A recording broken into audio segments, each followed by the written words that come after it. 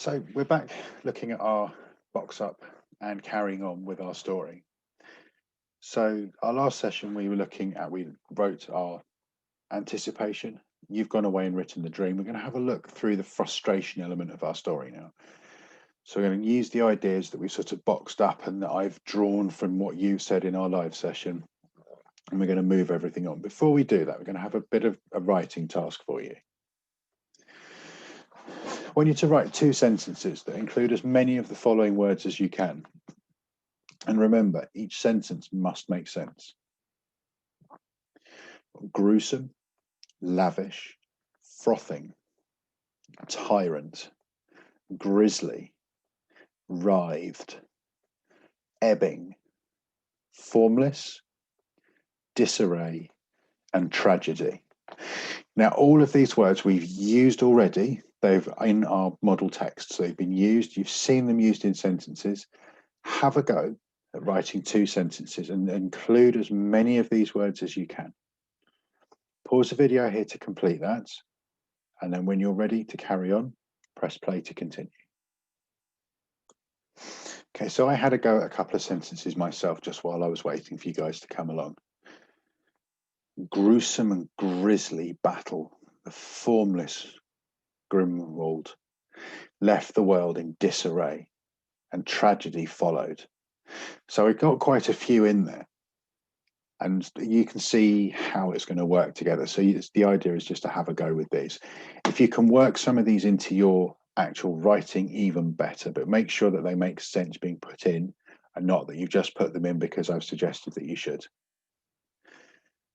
So going back to our box up, I went through how I wrote the anticipation with you.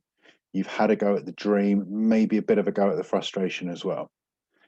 So what I want to do with you guys today is work through frustration, put it together, show you how and talk you through how I'm going to do it.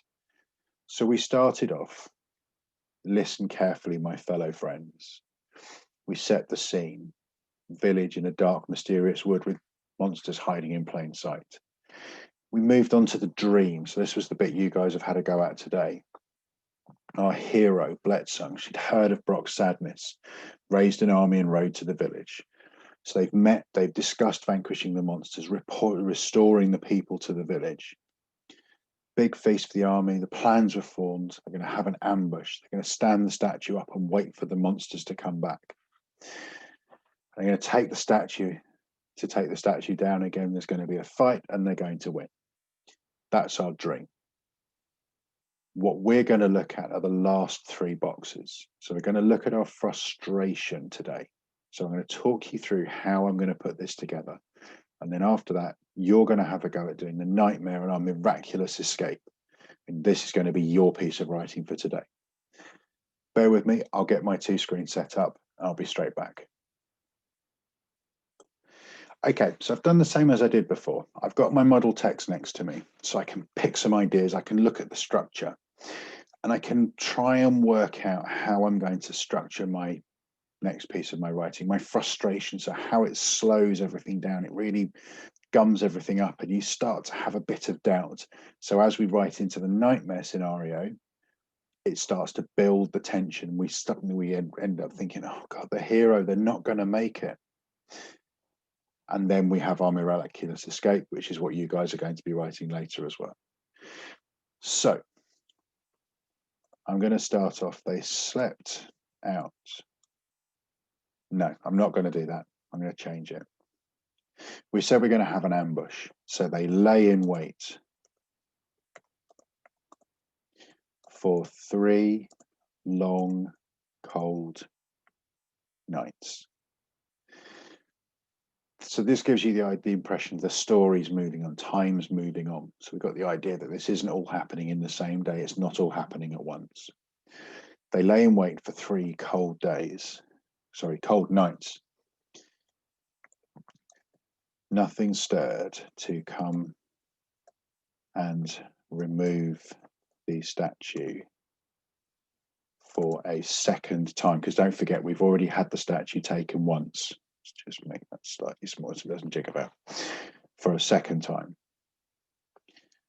So we know the statue's already been removed once, because that's what's caused the beginning of all of this. They put the statue up, they were celebrating. The monsters didn't like it. They've come and dragged it back. So they've laid in wait 3 long cold nights, nothing stirred, to come and remove the statue for a second time. Then, on the 4th night, the shadows stirred. So it gives you the idea of something waking up. So if you think when you first wake up in the morning, you don't leap straight out of bed. You kind of, you're all nice and warm and tucked in, and you just start coming to life. So the shadows stirred. So we've got the idea of something waking up. And took on a fearful shape. We get the idea that this is something unpleasant to be looking at. So we're still talking about shadows. So we're going to have edges of tattered robes. So using some of our vocabulary from our model text. So, oops, edges, not edge.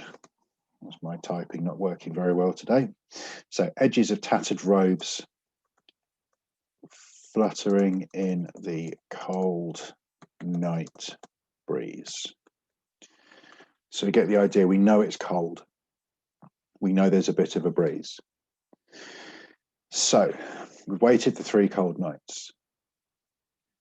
The monsters have stirred. We now need to get them rushing out of the shadows and the beginning of our battle.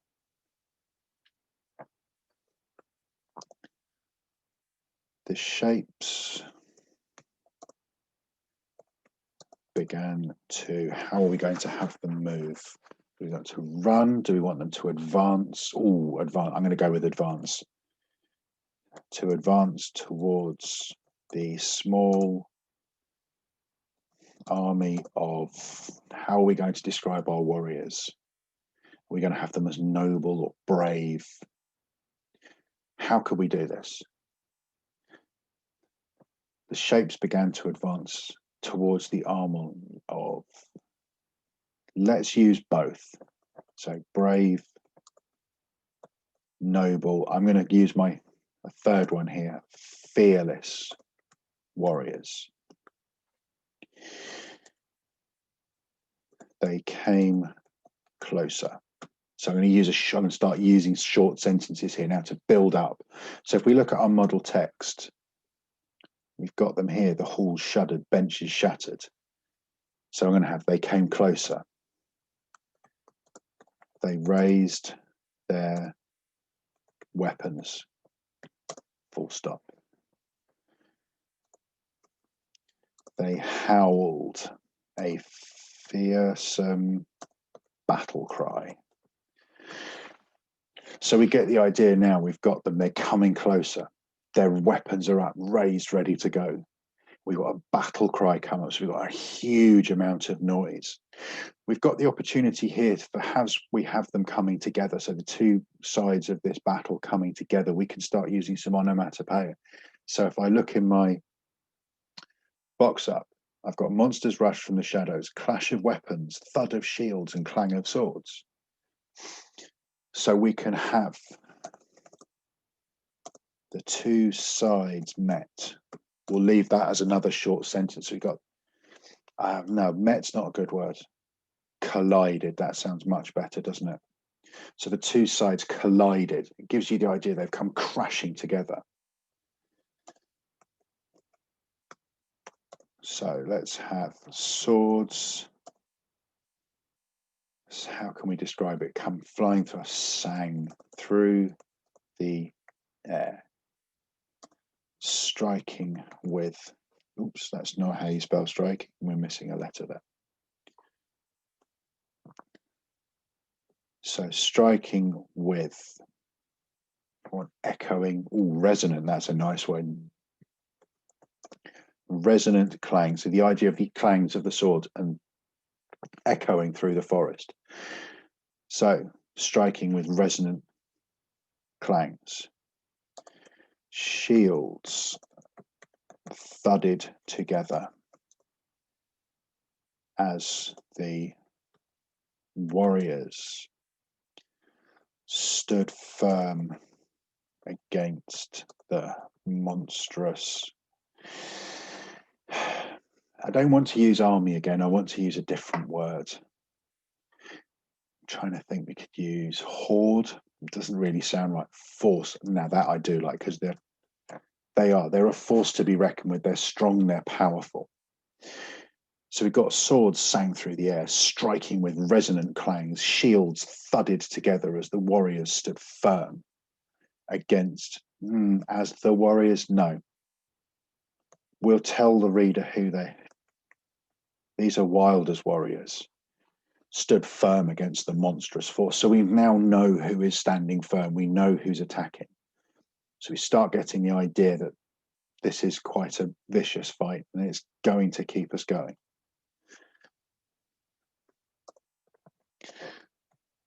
The monsters pushed forward.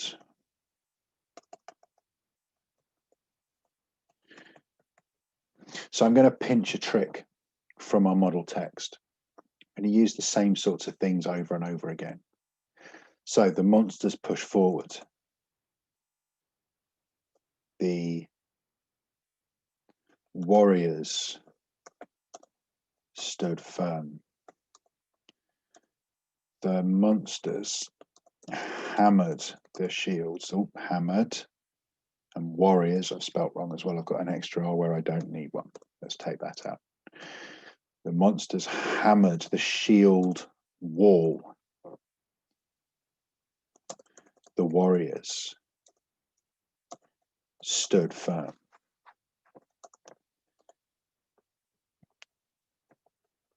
The monsters, what can we have them do? Let's have a third thing. What can they do? They've pushed forward. The warriors stood firm. They've hammered the shield wall. They stood firm. Oh, the monsters clawed at the shield wall. The warriors stood firm. So we've got this, the power of three again. So we've got this repetition going. So if we just go through that bit, the monsters pushed forward. The warriors stood firm. The monsters hammered the shield wall. The warriors stood firm. The monsters clawed at the shield wall. The warriors stood firm. So we're going to start moving on. So we've got the frustration. We've got this ebb and flow of the battle going on. We've got the monsters constantly hammering away at our warriors. Let's begin the introduction of the nightmare. So I'm going to just bring this up for you a little bit. So you've got a really good start when you come to write yours. So I've got in my box up. Let's just go back a second. A voice rings out. Enough. Calls out Wilder. Let us put forward a hero. Let's settle this once and for all. So let's bring this in. So we need our speech marks. Enough. All right, we need a description for that voice. Are we going to have it as a clear voice, or are we going to have it as a gravelly, growly voice? I'm going to go with the gravelly and growly. So I'm just going to use growling. A growling voice shouted above the noise of the battle. Right, so we need the next bit of dialogue. So enough, a growling voice shouted above the noise of the battle. Put forward a hero, and I will match them. There is no need for senseless bloodshed. So we've got this developing. So we're going to put our character, our hero is going to step forward as the hero of the hour. Wilder stepped forward, ready to fight. I'm going to go back and check my box up. How far did I want to get? It's not Wilder, it's Bletson. I've given them the wrong names. This is why it's important to keep going back. So I need to go back here as well because I put the wrong name in. So we use our box up and we keep referring back to it because there's the information in there that we want to have in our writing. So you can see there, I've not checked back. I've made a mistake. And then when I have gone back and checked, I've found it. So it's all about constantly going back over it, reading it through again, looking for mistakes as you write through it. So I'm going to change this one as well. So step forward, ready to fight. Shield held firm. And sword ready for what was to come. I'm going to leave that there. So I'm just going to read it through for you so you can hear it all the way through. They lay in wait for 3 long, cold nights. Nothing stirred to come and remove the statue for a second time. Then, on the 4th night, the shadows stirred and took on a fearful shape, edges of tattered robes fluttering in the cold night breeze. The shapes began to advance towards the small army of brave, noble, fearless warriors. They came closer. They raised their weapons. They howled a fearsome battle cry. The 2 sides collided. Swords sang through the air, striking with resonant clangs. Shields thudded together as Bletson's warriors stood firm against the monstrous force. The monsters pushed forward. The warriors stood firm. The monsters hammered the shield wall. The warriors stood firm. The monsters clawed at the shield wall. The warriors stood firm. Enough! A growling voice shouted above the noise of the battle. Put forward a hero and I will match them. There is no need for senseless bloodshed. Bletson stepped forward, ready to fight, shield held firm and sword ready for what was to come. So we have it. We've got our frustration. We've got the idea. They're ready. They're waiting. They've been waiting for a while.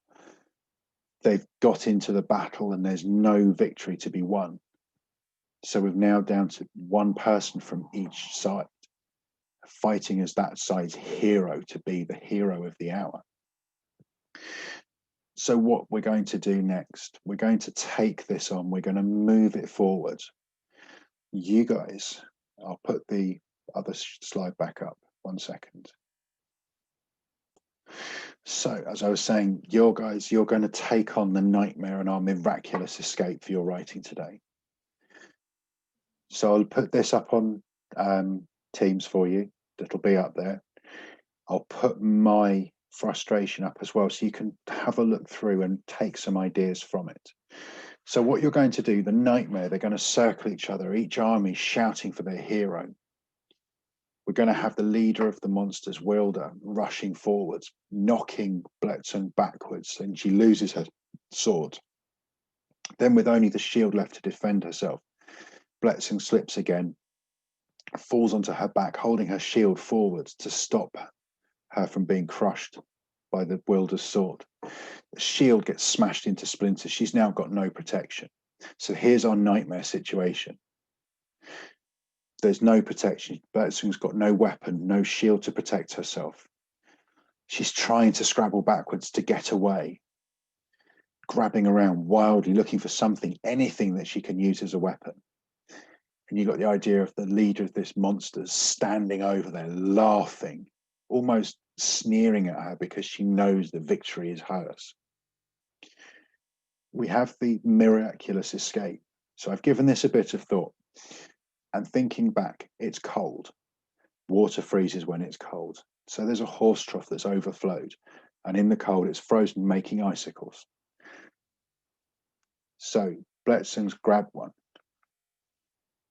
and hit Wilder through the heart with it. Screams echoed. The villagers are returned. So this is our miraculous escape. We've got the huge feast.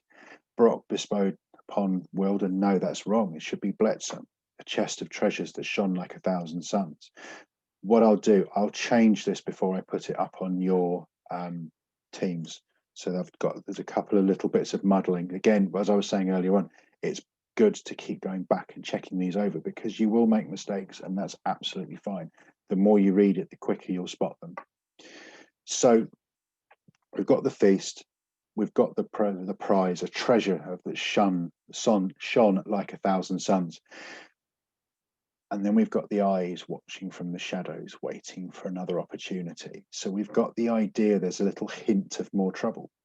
So if we wanted to carry the story on, we could then have a new anticipation, a new dream, a new frustration, a new nightmare, and a new miraculous escape.